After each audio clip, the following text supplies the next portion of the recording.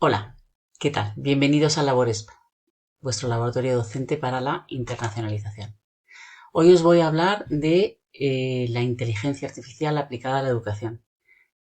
Un tema que está sobre la mesa desde hace los últimos meses, bueno, casi más que los últimos meses, pero digamos que en los últimos meses, desde que arrancó este año, está en boca de todos los docentes, puesto que nos hemos visto, bueno, pues invadidos por una avalancha de información contradictoria y por miedos. No sabemos cómo evaluar, no sabemos si los estudiantes están utilizándola o no, no sabemos ya realmente qué hacer. Y aquí, bueno, AONI Educación nos ha dado una serie de pistas que esperamos nos puedan servir para partir un poco de una base que nos dé más claridad sobre el asunto.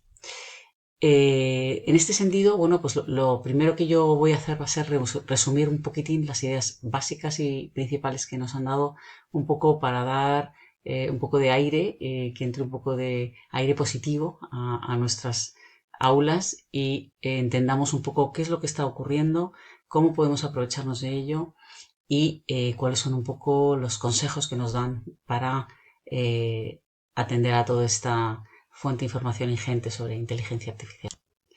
Bueno, lo primero es saber el origen del chat GPT. El origen del chat GPT, fijaros que comienza con Elon Musk y Sam Altman, que son los dos primeros fundadores del Open AI, para después juntarse también con Microsoft un poquitín después y hacer este consorcio que es el que, digamos, ha lanzado con fuerza esta nueva herramienta al mercado de forma gratuita.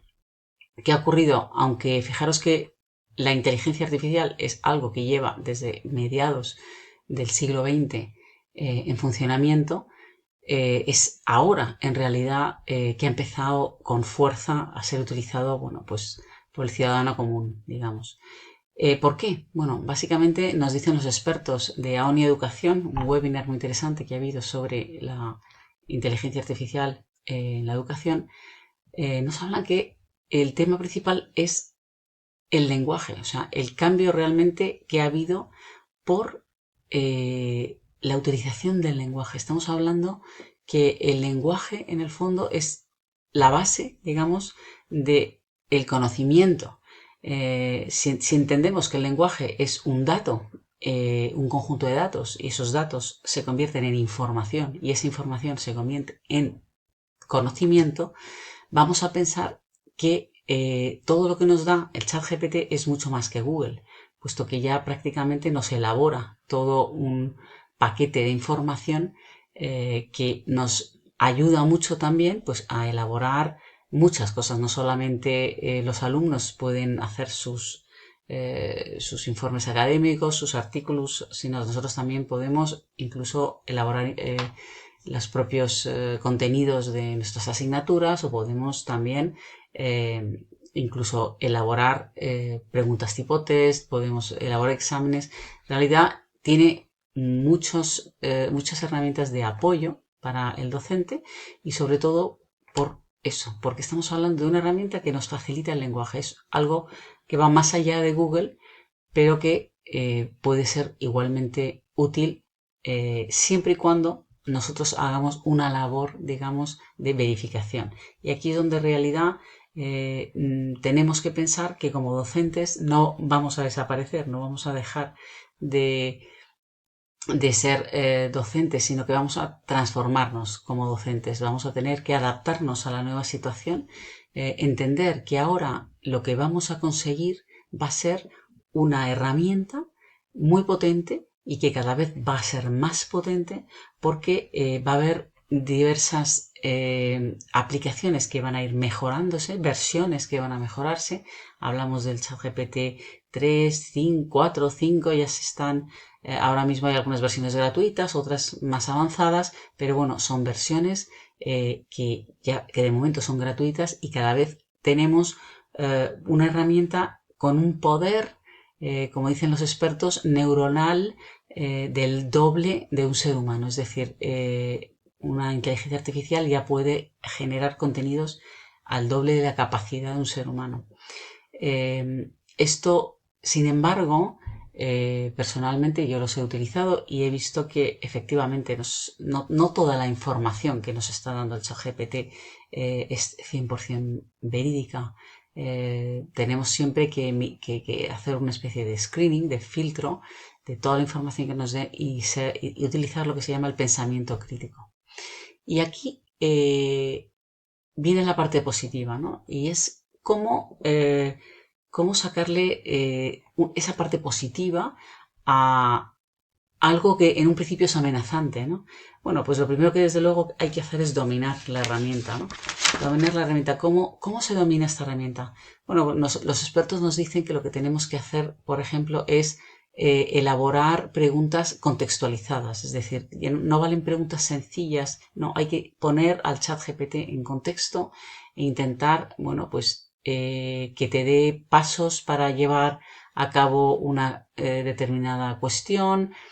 Tenemos que saber cómo preguntar, con lo cual, bueno, pues hay que hacer una serie, digamos, de ensayo-error, preguntas, respuestas, y hay que practicar mucho y utilizar, como digo, la mente crítica, con lo cual el alumno, nos encontramos con un alumno que también puede ser una oportunidad para él, puesto que no puede tampoco fiarse 100% de todo lo que le está poniendo la inteligencia artificial. Tiene también que utilizar su pensamiento crítico y aplicarlo en lo que es la elaboración del conocimiento que va a llevar a cabo con ese artículo que va a crear en base a esa información que le están dando, ¿no? Con lo cual, bueno, pues yo diría que para todos los trabajos de investigación, por ejemplo, de proyectos en el ámbito de la FP, por ejemplo, por todos los proyectos de empresa que se llevan a cabo al final del segundo ciclo, del segundo curso del ciclo de FP, pues puede ser muy interesantes. Yo, de hecho, me gusta mucho hacer preguntas abiertas donde el alumno vaya construyendo su propio conocimiento. Y en este sentido, el ChatGPT creo que puede ayudar mucho más que un simple Google, ¿no? Con lo cual, tampoco hay que tenerle tanto miedo. Hay que también saber que ya están apareciendo en el mercado, incluso diseñado por el propio OpenAI, herramientas para detectar los propios informes o artículos académicos o actividades, como lo queréis llamar, que han sido elaborados con inteligencia artificial. Ya poco a poco iremos teniendo en cuenta también que esta herramienta es una herramienta potente, pero que podemos utilizarla a nuestro favor, y nos dicen los expertos también que para la evaluación. Fijaros que el tema de la evaluación sí que es un tema que hay que reconsiderar y ver cómo vamos a evaluar ahora a los alumnos, cómo sabemos cuándo lo utilizan, cuándo no, y cómo tenemos que deconstruir un poco pues todo el conocimiento y todas las prácticas que llevábamos antes y hacerlas un poco nuevas.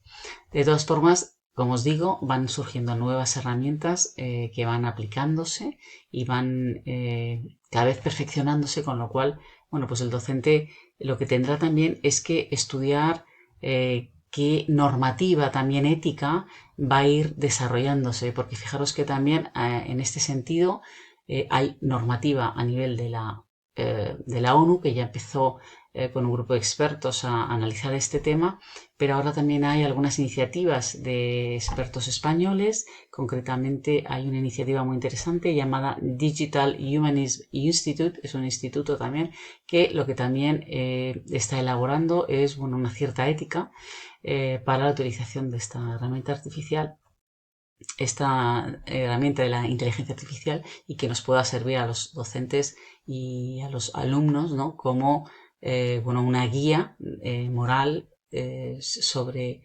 cómo llevar a cabo, bueno, pues toda nuestra práctica docente y académica. Y en este sentido, bueno, pues seguiremos estudiándolo. Yo en este canal seguiré viendo qué cosas nuevas hay y brindándoos para que aprendamos todos juntos. Muchísimas gracias por vuestra atención y espero que os haya gustado este vídeo. Adiós y encantada.